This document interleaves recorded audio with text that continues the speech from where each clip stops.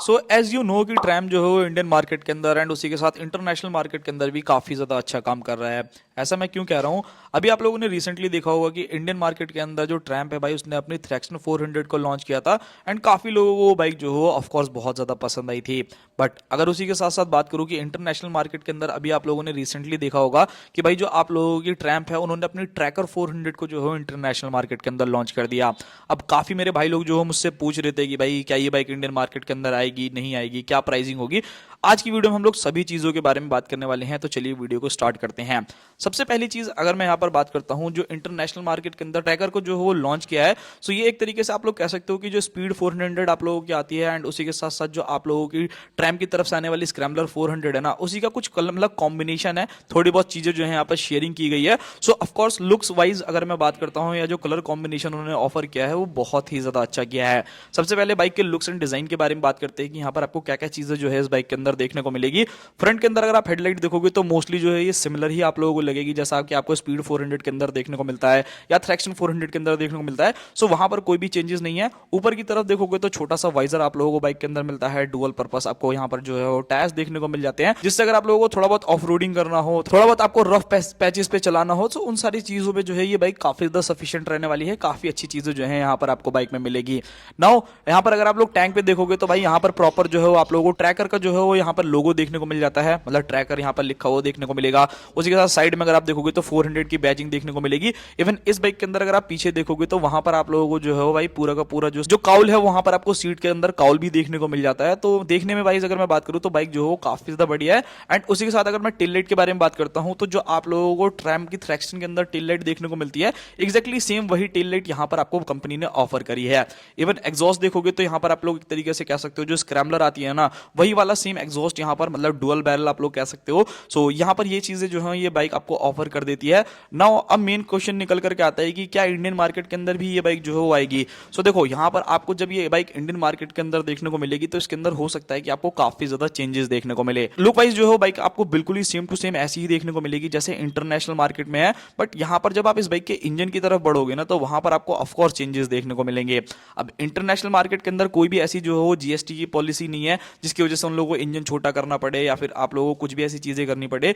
But जब ये bike Indian market के अंदर आएगी ना, ये सारी चीजें जो है मैं अपने से आपको बना के नहीं बता रहा हूँ भाई, आप जो है ऑब्वियसली मतलब थोड़ा बहुत सर्च करके भी देख सकते हो, इतना तो मुझे पता आप लोग कर लोगे। सो ऑब्वियसली ये बाइक जो है इंडियन मार्केट के अंदर आ रही है, लाइक जो आपकी स्पीड मास्टर है और भी कुछ बाइक जो है वो ट्रैम्प अपनी लेकर के आने वाला है। सो सबसे पहली चीज जो यहाँ पर आपको देखने को मिलेगी, यहाँ पर आपको 400 सीसी की जगह ना एक 349 सीसी का यहाँ पर इंजन मिलेगा। अब उसका रीजन भी आप लोगों को बहुत अच्छे से पता है। इंडियन मार्केट के अंदर जीएसटी 2.0 आ जाने की वजह से जितनी भी आपकी 350 सीसी से ऊपर की बाइक्स हैं उनके ऊपर आपको अच्छा खासा पैसा जो है वो पे करना पड़ता है। एंड वही बाइक अगर सिर्फ और सिर्फ एक सीसी छोटी रहे ना तो वहां पर आपकी प्राइस जो है वो काफी ज्यादा डाउन हो जाती है, मतलब थोड़े कम पैसों में जो है वो आपको बाइक्स मिल जाती है। तो यहाँ पर ट्रैम के साथ जो सबसे बेकार चीज हुई है वो यही हुई है कि इनकी अगर आप सबसे लोएस्ट सीसी कैटेगरी की बाइक देखोगे तो वो 400 सीसी ही मिलती है। चाहे मैं ट्रैम के बारे में बात करूं, चाहे मैं स्पीड 400 के बारे में बात करूं, चाहे मैं थ्रैक्सन 400 के बारे में बात करूं, इवन अगर आप लोग यहाँ पर स्क्रैम्बलर 400 को भी देख रहे हो तो सारी की सारी 400 सीसी की हैं, मतलब 350 सीसी से ऊपर है, जिसकी वजह से आपको ज्यादा प्राइसेस जो है वहां पर पे करना पड़ता है।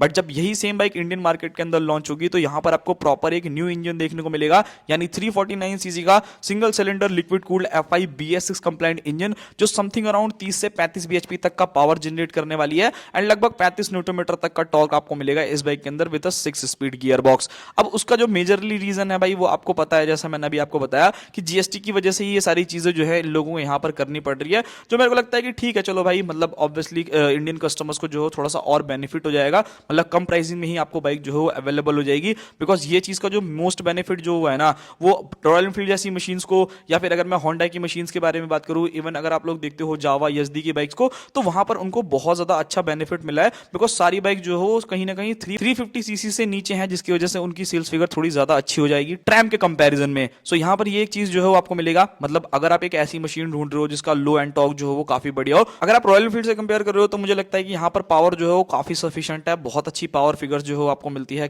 ठीक ठाक टॉर्क मिलता है। बिकॉज अगर आप 349 सीसी का सेम वही इंजन देखोगे ना रॉयल एनफील्ड में, सबसे पहली चीज वो तो आपको लिक्विड कूल्ड नहीं मिलता और एयर कूल जो है इंजन मिलता है।